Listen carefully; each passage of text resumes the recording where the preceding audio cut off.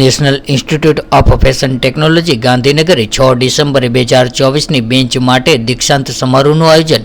National institute of fashion technology NIFT Gandhinagar દ્વારા 6 December 2024ની bench માટે દીક્ષાંત સમારોહ કાર્યક્રમની શરૂઆતમાં શૈક્ષણિક શોભાયાત્રાનું નેતૃત્વ પ્રસંગના મુખ્ય અતિથિ શ્રીમતી સુનૈના તોમર IAS અધિક મુખ્ય સચિવ ઉચ્ચ અને ટેકનિકલ શિક્ષણ ગુજરાત સરકાર દ્વારા કરવામાં આવ્યું હતું, જેમાં નિયામક NIFT Gandhinagar pro doctor Samir Sud, doctor સુધા ઢીંગરા ડીન અને સુશ્રી સિંજુ મનાજન હેડ શૈક્ષણિક બાબતો, શ્રી વિશાલ ગુપ્તા પરિસર અકાદમી કોઓર્ડિનેટર, તમામ પાઠ્યક્રમ સમન્વયકો અને ફેકલ્ટી સભ્યો હાજર રહ્યા હતા. દીક્ષાંત સમારોહની શરૂઆત દીપ પ્રાગટ્ય, સર્વધર્મ પ્રાર્થના અને સરસ્વતી વંદનાથી થઈ હતી.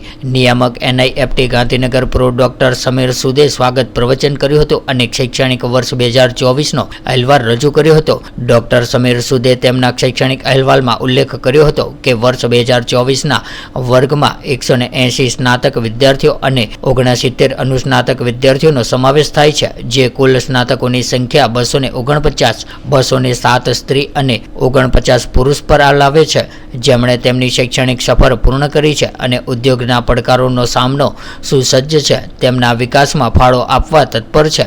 નિફ્ટ ગાંધીનગરના નિયામક ડોક્ટર સમીર સુદે તેઓના પ્રવચનમાં ધ્યેય નિર્ધારણ, જુસ્સો અને નિશ્ચય પર ભાર મૂકતા વિદ્યાર્થીઓને વિલંબ અને નકારાત્મકતાને ટાળીને અભ્યાસ, હકારાત્મક અને સ્વસુધારણા અપનાવવા પ્રોત્સાહિત કર્યા હતા. તેમણે જણાવ્યું હતું કે શૈક્ષણિક કાર્યોની સાથે સાથે કેમ્પસે વિવિધ પ્રવૃત્તિઓની પહેલ કરવા NIFT ગાંધીનગર કેમ્પસના નોંધપાત્ર પ્રયાસો દ્વારા અનેકવિધ સિદ્ધિઓ હાંસલ કરી છે. ડોક્ટર સુધા ઢીંગરા ડીન શૈક્ષણિક દ્વારા સ્નાતકોને દીક્ષાંત સંકલ્પ લેવડાવ્યો હતો અને ત્યારબાદ ગુજરાત સરકારના ઉચ્ચ અને ટેકનિકલ શિક્ષણના અધિક મુખ્ય સચિવ શ્રીમતી સુનૈના તોમર IAS અને કાર્યક્રમના મુખ્ય અતિથિએ 2024ના વર્ગને સંબોધિત કર્યા હતા. આ પ્રસંગે પોતાના પ્રાસંગિક પ્રવચનમાં જણાવ્યું હતું કે સ્નાતક એ માત્ર એક અંત નથી, પણ નવી તકો અને જવાબદારીઓની શરૂઆત પણ છે. તેઓ પ્રભાવશાળી વિદ્યાર્થીઓને દીક્ષાંત સમારોહમાં લાવવાના શ્રી સમીર સુદના પ્રયત્નોને બિરદાવતા પોતાની કારકિર્દીની શરૂઆતથી લઈને વ્યક્તિગત અનુભવ પણ વર્ણવ્યો હતો.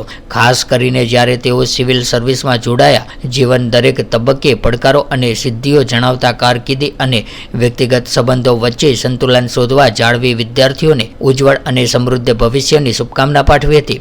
મહાનુભાવોની ઉપસ્થિતિમાં પદવી અને એવોર્ડ વિતરણ સમારોહનો પ્રારંભ થયો હતો. Fashion designing, fashion communication, textile designing, accessories designing, fashion management અને ફેશન ટેકનોલોજી અને માસ્ટર ઓફ ડિઝાઇનિંગના સ્ટ્રીમમાંથી કુલ 249 વિદ્યાર્થીઓ સ્નાતક થયા. કુલ 180 વિદ્યાર્થીઓ તેમની સ્નાતકની ડિગ્રી આપવામાં આવી હતી અને 69 વિદ્યાર્થીઓને તેમની અનુસ્નાતક ડિગ્રી પ્રાપ્ત કરી હતી. પદવીદાન સમારંભ બાદ ટેક્સટાઇલ ડિઝાઇન વિદ્યાર્થીઓ દ્વારા ક્યુરેટ કરાયેલા ટેક્સટાઇલ સસ્ટેનેબિલિટી અને ક્રાફ્ટ ડિઝાઇન પ્રોજેક્ટ પર પ્રદર્શન યોજવામાં આવ્યું હતું. પ્રદર્શનનું ઉદ્ઘાટન શ્રીમતી સુનૈના તોમર IAS અધિક મુખ્ય સચિવ ઉચ્ચ અને ટેકનિકલ શિક્ષણ ગુજરાત સરકાર દ્વારા કરવામાં આવ્યું હતું. આ પ્રસંગે સુશ્રી સિંજુ મંજન હેડ શૈક્ષણિક મામલાઓ અને NIFT ગાંધીનગરના ફેકલ્ટી મેમ્બર્સ તેમજ વિદ્યાર્થીઓ હાજર રહ્યા હતા.